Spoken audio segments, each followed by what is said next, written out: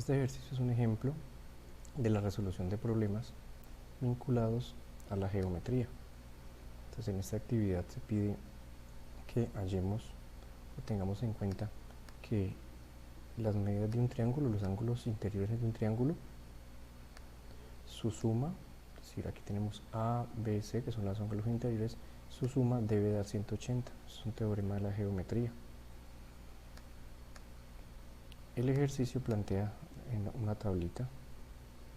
En esa tabla nos proponen cada uno de los ángulos. Entonces aquí el ángulo A, el ángulo B, el ángulo C y posteriormente la ecuación. Y en el ángulo A dice que ese ángulo es igual al ángulo C aumentado en 20. Entonces planteamos la ecuación como C aumentado en 20. Ese es el ángulo A. Luego miramos, el ángulo B es el doble del ángulo C. Igual planteamos, es 2 veces el ángulo C. Y por último, aquí el tercer ángulo, que es el ángulo C, no tenemos ningún valor. Quiere decir que es, digamos, la incógnita, por lo tanto le agregamos C. En la ecuación dice pues que al final la suma de todo esto tiene que dar 180. Y esta sería la ecuación planteada para resolver el ejercicio. Como acabamos de verlo, pues esto es una suma de este primer ángulo C más 20 más el segundo ángulo que es el doble de C más C, y nos queda una ecuación que pues podemos resolverla utilizando el método de transposición. Resumiendo esa ecuación, pues nos quedará esta ecuación que habíamos planteado aquí, que para ahorrar tiempo.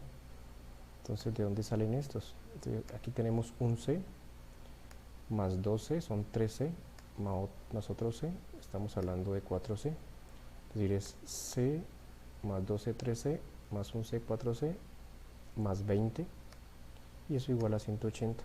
Entonces, la ecuación que queda planteada para resolver, vamos haciendo el método de transposición. Aquí yo lo hice con anterioridad para ahorrar tiempo.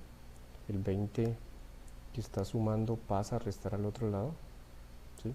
El 4 se queda al lado izquierdo. Luego lo que vamos a hacer es restar 180 menos 20. Aquí yo lo puse para ahorrar tiempo, lo repito.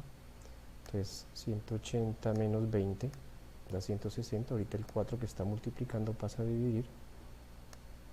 Y entonces en ese procedimiento pues lo que estamos tratando de resolver es cuánto da C.